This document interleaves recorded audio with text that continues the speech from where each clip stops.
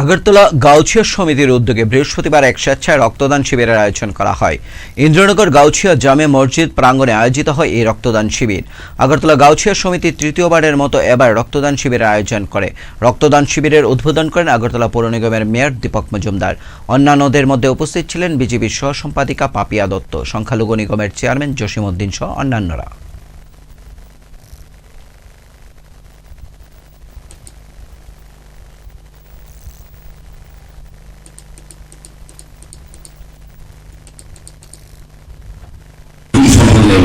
সমস্ত সম্পদের লোকগুলো এখানে আসেন, দোয়া